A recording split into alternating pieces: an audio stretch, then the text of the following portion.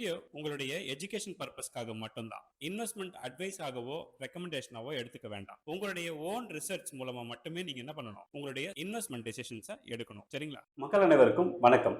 இன்னைக்கு Sunday special. ஜென்ரலாக நம்ம என்ன பண்ணோம்னா ஒரு 5 ஸ்டாக் நான் உங்களுக்கு இன்ட்ரடியூஸ் பண்ணுவேன். அதே மாதிரி நீங்க என்ன பண்ணணும்னா, ஒருவேளை இந்த ஸ்டாக்ஸ் எல்லாம் உங்க போர்ட்ஃபோலியோல இருக்குன்னா இதெல்லாம் தெரிஞ்சுதான் நீங்க வச்சிருக்கீங்களா, இல்ல இந்த மாதிரியான ஏதாவது இப்போ நான் சொல்லக்கூடிய 5 ஸ்டாக்ல ஏதாவது ஸ்டாக் உங்க மனசுக்கு ரொம்ப பிடிச்சிருந்ததுன்னா நீங்கள் கன்சிடர் பண்ணலாமா இல்லையாங்கிறதுலாம் ப்ராப்பர் அனாலிசிஸ் பண்ணி நீங்கள் உங்களோட கன்சிடரேஷன் லிஸ்ட்டுக்கு எடுக்கலாம். ஓகேங்களா? பட் அதை வந்து இன்ட்ரடியூஸ் பண்ணுற வேலை என்னோட இதுங்கிறதுனால நான் உங்களுக்கு அதெல்லாம் எக்ஸ்பிளைன் பண்ணுறேன். பாருங்கள். இப்போ நம்ம வந்து ஃபஸ்ட்டு ஒரு ஸ்டாக் எடுக்க போகிறோம். அதாவது என்ன கம்பெனின்னு பார்த்தீங்கன்னா, பிடிலைட் இண்டஸ்ட்ரீஸ். நல்லா தெரியும் உங்களுக்கு. ஃபெவிகால், எம்சில், இந்த மாதிரி நிறைய விஷயங்கள்ல இன்னைக்கு கிட்டத்தட்ட 70% மார்க்கெட் கேப் வச்சிருக்கக்கூடிய ஒரு கம்பெனி. அது மட்டும் இல்லாமல் இவங்க தயாரிக்கக்கூடிய பல ப்ராடக்ட்டுக்கு இவங்க வந்து மோனோபொலியாக தான் இருக்காங்க இன்றைக்குமே. இன்னைக்கு இந்தியாவில் இருக்கக்கூடிய எந்த விதமான பில்டிங் கன்ஸ்ட்ரக்ஷனாக இருந்தாலும் சரி, ஒரு ஃபர்னிச்சர் ஒர்க்காக இருந்தாலும் சரி, anything that you do, any manufacturing industry எடுத்துக்கிட்டீங்கனாலும் சரி, நீங்கள் பிடிலைட் இல்லாமல் அப்படி ஒரு இன்ஃப்ராஸ்ட்ரக்சரை நீங்கள் டெவலப்பே பண்ண முடியாதுங்கிறது இன் ரியல் ரீசன். இதெல்லாம் அடிப்படையாக வச்சிருக்கக்கூடிய இந்த மாதிரியான ஸ்டாக்ஸ் தான் உங்களுடைய போர்ட்ஃபோலியோவை அலங்கரிக்கணும் அப்படின்னு நான் விரும்புறது இல்லையா? கம்யூனிட்டியில் இருக்க பல பேருக்கு நான் சொல்றது என்னன்னா, இந்த மாதிரி தூங்கி வழிகிற ஸ்டாக் எடுத்து உள்ள போட்டு அது நாளைக்கு நல்லா வளர்ந்துரும் அப்படின்னு காத்துக்கிட்டு இருக்கிறத விட நல்ல ஆரோக்கியமா இருக்கக்கூடிய நிறுவனங்கள்ல பிரீமியம் பிரைஸ்ல கூட நம்ம வந்து கன்சிடர் பண்ணலாம் அப்படின்னு நான் சொல்லுவேன். போன 24 வருஷமா இந்த கம்பெனி எப்படி வளர்ந்துருக்குன்னு பாருங்க. பொதுவாகவே நான் சொல்லுவேன், ஸ்டாக் மார்க்கெட்ல இன்வெஸ்ட் பண்றது வந்து கோல்டோட இன்வெஸ்ட்மெண்ட்ஸ்ல வரக்கூடிய ரிட்டர்ன்ஸை விட அதிகமா வரும் அப்படின்ட்டு. 20 வருஷத்துக்கு முன்னாடி இல்லை 25 வருஷத்துக்கு முன்னாடி கோல்டோட பிரைஸ் வெறும் 400 ரூபாய் தான். பர் கிராம் 916 கோல்டு சொல்றேன், 400 ரூபாய் தான்.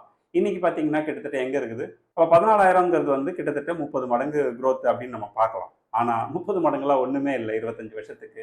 நல்லா பாருங்க, இந்த கம்பெனி கிட்டத்தட்ட 270 மடங்கு க்ரோத் கொடுத்துருக்கு லாஸ்ட் 25 இயர்ஸ். வாய்ப்புகள் இருக்குன்னு நான் சொல்ல வரேன். இதுதான் சரி, இதுதான் தப்புன்னு நான் சொல்லேன். ஸோ கோல்டை வந்து கம்பேர் பண்ணும்போது இது எந்த மாதிரியான க்ரோத்தை கொடுத்துருக்கு. அப்போ இது லேட் என்ட்ரியா, இன்னைக்கு நம்ம வந்து ரொம்ப லேட்டாக உள்ள வருமா அப்படின்னு கேட்டால், நீங்கள் பாருங்கள், லாஸ்ட் 5 இயரில் பெரிய அளவுக்கான இம்ப்ரூவ்மெண்ட் இல்லை. ஏன்னா இந்த ஸ்டாக் வந்து 50% க்ரோத் தான் கொடுத்துருக்கு. ஆனால் இந்த 50% க்ரோத்துங்கிறதே டிவிடெண்ட் நிறைய கொடுக்கக்கூடிய கேட்டகரியில் இவங்களும் வந்துருவாங்க. ஓகேங்களா? அந்த வகையில் டிவிடெண்டும் கொடுத்துட்றாங்க. ஸோ இது தேவைக்கு அதிகமாகவே வளர்ந்துருந்தது. இப்போ ஓரளவுக்கு லாஸ்ட் 2 இயர்ஸ் 3 இயர்ஸாகவே பார்த்தீங்கன்னா பெரிய அளவுக்கு டெவலப்மெண்ட் இல்லாமல் இருக்கிறது. ப்ளஸ் ஆனால் உங்களுக்கு என்ன இருக்குது, ஏர்னிங் பர் ஷேர் வந்து லாஸ்ட் 5 இயரில் 1126 கோடி ஏர்னிங்ஸ் இருந்தது, நெட் ப்ராஃபிட் இருந்த கம்பெனி. இப்போ பார்த்தீங்கன்னா 2900 கோடி ரூபாய் கிட்ட வந்திருக்காங்க. அப்போ பாருங்க, 4 வருஷத்தில் உங்களுக்கு அவங்களுடைய ஏர்னிங்ஸை 2 டைம்ஸ் ஆக்க முடியுதா இல்லையா? அப்போ இந்த மாதிரியான கம்பெனி தொடர்ந்து போன 4 வருஷமா வளர்ந்துருந்தும் கூட, இவ்வளோ வேகமாக வளர்ந்துருந்தும் கூட, ஆனால் ஷேர் ப்ரைஸ் பெருசாக வளரல. ஏன் அப்படின்னா ஓவராக வளர்ந்துருந்தது, இப்போ ரீகரெக்ஷனில் ஓரளவுக்கு சட்டிலாக வந்து உட்காந்துருக்கு. அதனால தான் இன்னைக்கு இது வந்து கன்சிடரேஷன் ஸ்டேஜுக்கு நம்ம கொண்டு வந்திருக்கோங்கிறது. அடுத்தது நான் உங்களுக்கு சொல்ல போகிறது Union Bank of India. Union Bank of இந்தியாங்கிறது எப்படின்னா, பொதுவாகவே சிட்டிலையும் இருக்கும், உங்களுக்கு கிராமப்புறங்கள்லையும் இருக்கும். ஓரளவுக்கு இந்த கன்சியூமர் லோன்ஸ் இந்த மாதிரியான விஷயங்கள் எல்லாம் அதிகமாக கான்சென்ட்ரேட் பண்ணக்கூடிய ஒரு பிஎஸ்சி செக்டர். இது இன்னைக்கு வந்து எந்த அளவுக்கு க்ரோத் நடந்திருக்கு அப்படிங்கிறதெல்லாம் நீங்கள் பாருங்கள். இவங்களுடைய என்பிஏ வந்து பெருமளவு குறைச்சிருக்காங்க. மேலும் ஜுவல் லோன்ஸ் எல்லாம் வந்து கன்சிஸ்டண்ட்டாக மேற்கொண்டு அதிகப்படுத்திகிட்டே போகிறதுனால இவங்களோட புக் வேல்யூவே வந்து கிட்டத்தட்ட 175 ரூபா இருக்கும். ஆனால் ஷேர் ப்ரைஸ் வந்து 162 ரூபா 165 ரூபா இந்த ரேஞ்ச் தான் இருக்கும் இல்லையா? அப்படி இருக்கக்கூடிய ஒரு ஸ்டாக்கை பற்றி தான் நம்ம பார்க்க போகிறோம். இந்த ஸ்டாக்கோடைய லாஸ்ட் 5 இயர் க்ரோத், ஒருவேளை இந்த ஸ்டாக் நீங்கள் வந்து வச்சிருந்தீங்க அப்படின்னு சொன்னோம்னா கிட்டத்தட்ட 4.5 மடங்கு க்ரோத் லாஸ்ட் 5 இயரில் மட்டும். கிட்டத்தட்ட 322% க்ரோத். அப்போ நீங்கள் ஒரு 100 ரூபாய் இன்வெஸ்ட் பண்ணியிருந்தீங்கன்னா இப்போ 422 ரூபா வந்திருக்கும் அந்த ஷேருடைய ப்ரைஸ் இல்லையா? அது ஒன்று ஞாபகம் வச்சுக்கோங்க. அடுத்தது நம்ம பார்க்க போகிறது 3 வருஷத்துக்கான க்ரோத்துன்னு பார்த்தீங்கன்னா 128% க்ரோத் இருக்குது. போன 3 வருஷத்துல பல கம்பெனிகள், பல சாஃப்ட்வேர் கம்பெனிகள் ஒன்றுமே இல்லை. ஆனால் இன்னைக்கு பாருங்க 120% மேலே உங்களுக்கு இது க்ரோத் கொடுத்துருக்குங்கிறத பார்க்குறோம். இதில் ROI வந்து கிட்டத்தட்ட 15.7%ங்கிறது பெரிய ஜாம்பவான்னு சொல்லக்கூடிய ஐசிஐசிஐ மாதிரியான ஜாம்பவான்களுடைய ROI-யும் 15.7 தான். அடுத்தது இன்னைக்கு HDFC bank, highest fundamental and strong கம்பெனின்னு சொல்லக்கூடிய HDFC பேங்கோட கம்பேர் பண்ணும்போது HDFCயோட ROI ஒரு 13% தான். ஓகேங்களா? அதோட கம்பேர் பண்ணும்போது இன்றைக்கும் இது வந்து கம்ஃபர்டபுளாக இருக்குது. ப்ரைஸ் டு புக் வந்து உங்களுக்கு 1க்கு கீழே இருக்குது. அதுதான் ரொம்ப முக்கியம். பட் இது நிறைய பேர் நினைக்கலாம் இது ஒரு ட்ராப்பாக இருக்குமோ அப்படிலாம் கிடையாது. இது நல்ல கிராஜுவலான க்ரோ ஆகக்கூடிய கம்பெனி தான். பல பேரோட கண்ணோட்டம் இது பக்கம் இல்லை, பல பேர் இதை கவனிக்கல, அவ்வளோதான் விஷயம். இது ஒரு பிஎஸ்சி செக்டருங்கிறதுனால இதில் PE பார்த்தீங்கன்னா 6.31 இருக்குது. இதை நீங்கள் ஞாபகம் வச்சுக்கோங்க. இதெல்லாம் நீங்கள் ஃபர்தராக கன்சிடர் பண்ணணுமா வேணாமான்னு நான் உங்ககிட்ட விட்டுறேன். நெட் ப்ராஃபிட் 2021 பார்த்தீங்கன்னா 2800 கோடி இருந்தது. இன்னைக்கு 17,000 கோடி இருக்கு. ஏர்னிங் பர் ஷேர் பாருங்க, 4 ரூபாய் 47 பைசாலேருந்து எங்கே வந்திருக்குங்கிறது பாருங்க. ஸோ இந்த மாதிரி சில பெனிஃபிட்ஸ் எல்லாம் உங்களுக்கு உங்களோட போர்ட்ஃபோலியோவில் இருக்காங்கிறத நீங்கள் டிசைட் பண்ணணும் இல்லையா. ஸோ ஒரு பேங்கிங் செக்டார்லேருந்து ஒன்று பார்த்துட்டோம். அடுத்தது முக்கியமான அந்த கேபிட்டல் மார்க்கெட் பற்றி பேசியிருக்கேன். அந்த கேபிட்டல் மார்க்கெட்டில் உங்களுக்கு இன்னொரு கம்பெனி நான் இன்ட்ரோடியூஸ் பண்ண விரும்பணும்னா இந்த கம்பெனி CDSL டெபாசிட்டரி சிஸ்டம். அதாவது இந்த ஷேர்ஸு, பாண்டு இந்த மாதிரியான விஷயங்கள் எல்லாம் டிஜிட்டல் மயத்தில் வைக்கிறதுக்கு உண்டான சில விஷயங்களை, ஏன்னா கவர்மெண்ட் வந்து பேன் பண்ணிட்டாங்க. இப்போ ஃபிசிக்கலாக நீங்கள் வந்து ஷேர்ஸ்லாம் வச்சுக்க முடியாது, ஒன்லி வந்து டிஜிட்டல் ஃபார்மில் தான் வைக்கணும். அப்போ யாரெல்லாம் ஷேர் மார்க்கெட்டுக்குள்ள வரணும்னு நினைக்கிறாங்களோ அவங்க அத்தனை பேருமே இந்த கம்பெனியோட கஸ்டமராக மாறிடுறோம் நம்மலாம். அப்போ நாம என்ன பண்ணுறோம், ஜீரோதா, க்ரோ இல்லைனா இந்த மாதிரி ஜேஞ்சல் ஒன் இதெல்லாம் வந்து அக்கௌண்ட் ஓப்பன் பண்ணுறோம், டிமேட் அக்கௌண்ட். அவங்க இன்டர்ன் என்ன பண்ணுவாங்கன்னா CDSLக்கு வருஷம் ஆனுவல் மெயின்டெனன்ஸ் சார்ஜஸ் கட்டுவாங்க. இதெல்லாம் இல்லாமல் இப்போ ஸ்டாக் மார்க்கெட்டில் கிட்டத்தட்ட எத்தனை இது இருக்கும் பார்த்தீங்கன்னா, லிஸ்ட் இருக்கும் பார்த்தீங்கன்னா 6000 கம்பெனி மேலே இருக்குது NSE BSEல. அந்த 6000 கம்பெனிகளை என்ன பண்ணுவாங்கன்னா இந்த CDSLக்கு வந்து ஆனுவல் மெயின்டெனன்ஸ் சார்ஜஸ் பே பண்ணுவாங்க. ஏன்னா டேட்டாலாம் மெயின்டைன் பண்ணுறாங்களா, அவங்களோட டேட்டா மெயின்டைன் பண்ணுறாங்க, கஸ்டமரோட டேட்டா மெயின்டைன் பண்ணுறாங்க. உங்களுக்கு வந்து இப்போ ஒரு யாராவது போனஸ் கொடுக்கணும்னா எந்த அக்கௌண்ட்டில் பே பண்ணணுங்கிற கிட்டத்தட்ட அந்த சிங்க்ரனைசேஷன் ப்ராசஸ் எல்லாமே இதில் தான் நடக்க வாய்ப்பு இருக்குது. ஸோ இதெல்லாம் நீங்கள் ஞாபகம் வச்சுக்கோங்க. அப்போ இந்த கம்பெனியுடைய போன சில வருஷங்களில் நடந்த சில விஷயங்கள் மட்டும் பார்ப்போம். இன்னைக்கு இந்தியாவில் வந்து 11 கோடி பேர் டிமேட் அக்கௌண்ட் வச்சிருக்கோம். இதுவே போன 10 வருஷத்துல வேகமாக வளர்ந்து வந்தது. இன்னும் பாருங்க, இன்னொரு 10 வருஷத்துல இன்னும் நிறைய பேர், அதாவது ஸ்டாக் மார்க்கெட்ல இன்வெஸ்ட் பண்ணக்கூடிய மக்கள் எண்ணிக்கை வந்து கணிசமா கிட்டத்தட்ட இதை விட 3 டைம்ஸ் இருக்கிறதுக்கு சான்ஸ் இருக்கு. அப்போ இது 3 டைம்ஸ் ஆகும் அப்படிங்கிறது ஒன்று, இருக்கிற பிசினஸ் டெவலப் ஆகுங்கிறது ஒன்று, இன்னும் எத்தனையோ 1000 கம்பெனிகள் உள்ள வருங்கிறது எல்லாம் பார்த்தீங்கன்னா இது ஒரு பெரிய ஆப்பர்ச்சுனிட்டியா நம்ம பார்க்குறோம் இல்லையா. ஸோ இந்த கம்பெனியோட லாஸ்ட் 5 இயர் ரெக்கார்ட் நான் உங்களுக்கு வைக்கிறேன். பார்த்துட்டு 174% growth. அது இல்லாமல் போன 3 வருஷம் மட்டுமே கிட்டத்தட்ட 140% growth இருக்கு. இந்த புக் வேல்யூ பார்த்தீங்கன்னா உங்களுக்கு 93 ரூபாய் இருக்கு. பட் ROIன்னு பார்த்தீங்கன்னா உங்களுக்கு எங்கே இருக்குன்னு பாருங்க, கிட்டத்தட்ட 24% ROI மெயின்டைன் பண்ணுறாங்க. இதில் முக்கியமான விஷயம் என்னன்னா, இந்த கம்பெனிக்கு எவ்வளோ ரெவென்யூ வருதோ அதில் 50% நெட் ப்ராஃபிட்டுங்க, கிராஸ் ப்ராஃபிட் கூட கிடையாது. இவங்களுக்கு எவ்வளோ இவங்க எங்கெல்லாம் ஃபீஸ் வாங்குறாங்களோ இவங்க வாங்கக்கூடிய அத்தனை ஃபீஸ்லையும் நெட் ப்ராஃபிட் மார்ஜின் வந்து கிட்டத்தட்ட 50% மெயின்டைன் பண்ணுறாங்க. ஸோ இதெல்லாம் இதோடைய அட்வான்டேஜ். அடுத்தது இந்த கம்பெனியுடைய நெட் ப்ராஃபிட் லாஸ்ட்டாக பார்த்தீங்கன்னா 2021 201 கோடி இருக்குது, 2025 526 கோடி. நான் எப்பவுமே சொல்லுவேன், ஒரு கம்பெனி 5 வருஷத்துக்கு ஒரு தடவை மினிமம் 2 டைம்ஸ் ஆகணும். அட்லீஸ்ட் நான் எதிர்பார்க்கறது என்னன்னா 4 இயர்ஸ்க்காவது ஆகணும் அப்படின்னு. இந்த 4 இயர்ஸ்ல இவங்களோட க்ரோத் ஸ்பீட் பார்த்தீங்கன்னா 526ங்கிறது 200லேருந்து 400 ஆயிருக்கணும். பட் வேற இவங்க பார்த்தீங்கன்னா 520. அதுதான் இங்கே ஆப்பர்ச்சுனிட்டி. நான் இப்போ சொல்றேன், இந்த கம்பெனிகள்லாம் எதிர்காலத்தில் மிகப்பெரிய இடத்துக்கு போகிறதுக்கு சான்சஸ் இருக்கு நெக்ஸ்ட் 10 இயர்ல. ஓகேங்களா. ஸோ 10 இயர்க்கான ஸ்கோப் நீங்க ஃபாலோ பண்றீங்க அப்படின்னா இதெல்லாம் உங்களுக்கு ப்ராஃபிட் மார்ஜின் செக் பண்ணுங்க. 48.87% ப்ராஃபிட் மார்ஜின் மெயின்டைன் பண்றாங்க. அதான் கிட்டத்தட்ட 50%.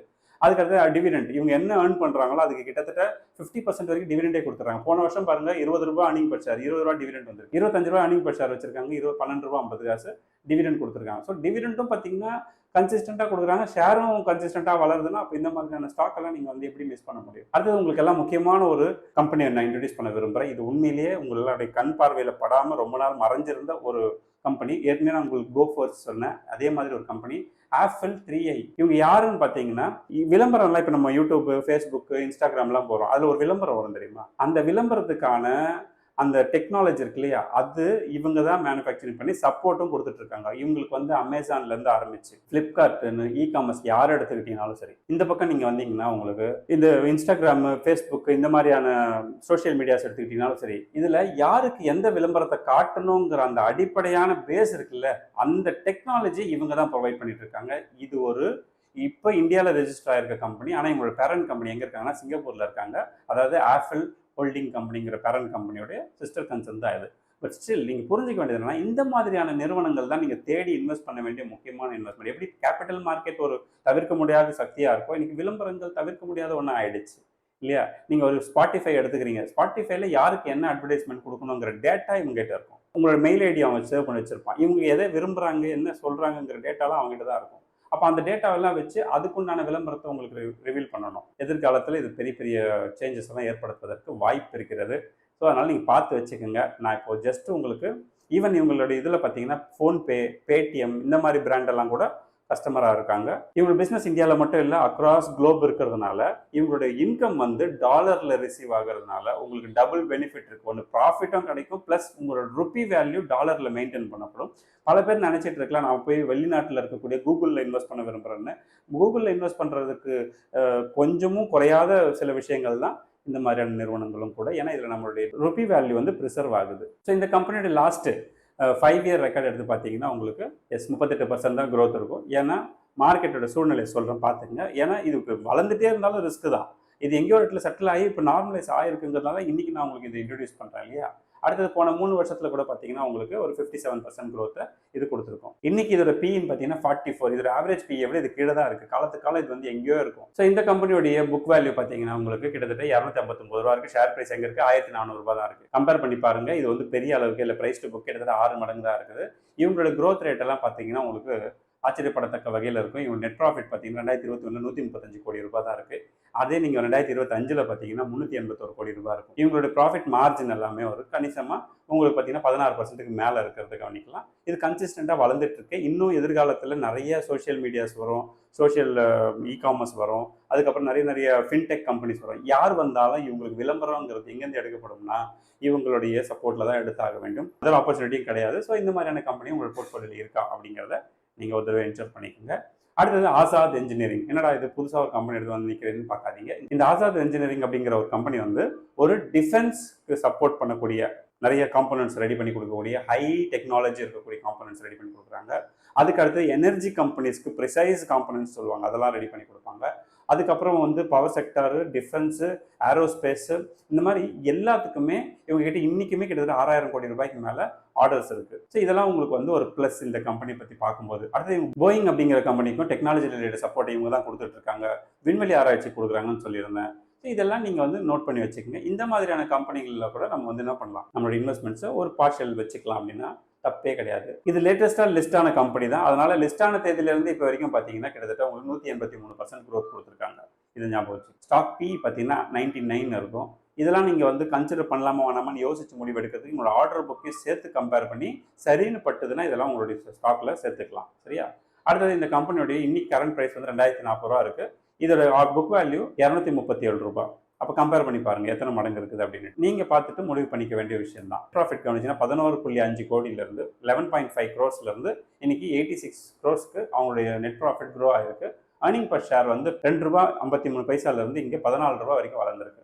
ஸோ இந்த வேகம் வளர்றதுனால தான் இந்த கம்பெனிங்களுடைய பி வந்து ஹெவியாக இருக்குன்றதை நம்ம பார்க்குறோம். Now it is your call whether you take it or not. ஓகேங்களா? ஆனால் இன்ட்ரடியூஸ் பண்ண வேண்டிய கடமை என்னது, நான் இன்ட்ரடியூஸ் பண்ணிட்டேன். ஸோ இந்த மாதிரியான ஒவ்வொரு வாரமும் நான் உங்களுக்கு வந்து கன்சிடர் ஃபைலில் ஒரு 5 கம்பெனி கொடுத்துட்டேன். கம்யூனிட்டியில் போன டிசம்பர் 15 2025 போன டிசம்பர் 15 கம்யூனிட்டியோடைய ஆன்லைன் ஸ்டார்ட் பண்ணணும் மெம்பர்ஷிப். அது இன்னைக்கு வரைக்கும் கிட்டத்தட்ட 750 பேருக்கு மேலே நீங்கள் ஜாயின் பண்ணியிருக்கீங்க. உங்களில் பல பேருக்கு போன வெள்ளிக்கிழமை வரைக்கும் கம்ப்ளீட் இண்டக்ஷன் கம்ப்ளீட் பண்ணியிருக்கோம். ஓகேங்களா? So how to become professional investor அப்படிங்கிற கான்செப்ட் ப்ளஸ் அதுக்குண்டான டூல்ஸு, அதுக்குண்டான ஐடியாஸு எல்லாமே கொடுத்து அடுத்த 10 வருஷத்துக்கு உங்கள் போர்ட்ஃபோலியோவை பாதுகாக்கிறதுக்கான ஏற்பாடுகளை நம்ம செஞ்சு கொடுத்துருக்கோம். அதே மாதிரி நிறைய பேர் இன்னும் ஜாயின் பண்ணாமல் இருக்கீங்க. Please as much as possible join பண்ண ட்ரை பண்ணி. இன்னும் நம்மளோட போர்ட்டலில் கம்யூனிட்டியில் நிறைய கஸ்டமைசேஷன் வரப்போகுது.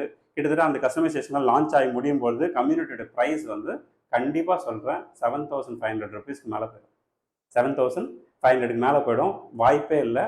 ஏன்னா 10 year கான்செப்ட் நிறைய பேர் இதை வந்து தவிர்க்கவே முடியாத சூழ்நிலை. ஒவ்வொரு நாளும் நம்ம இன்வெஸ்ட் பண்ணும்போது நம்ம ட்ரேடிங் அக்கௌண்ட் பார்க்குறோமோ இல்லையோ இந்த போர்ட்டலில் பார்க்க வேண்டிய கட்டாயம் இருக்குது. அந்த அளவுக்கு உங்களுக்கு இந்த டூல் வந்து ப்ராப்பராக ஒர்க் ஆகிட்டு இருக்கு கம்யூனிட்டியில் இல்லையா? ஸோ அதனால கண்டிப்பாக மிஸ் பண்ணாமல் ஜாயின் பண்ணுற வேலையை பாருங்கள். இப்போ ஜாயின் பண்ணுறவங்களுக்கு இருக்கிற ப்ரைஸ்லேயே ஜாயின் பண்ணிக்கலாம்.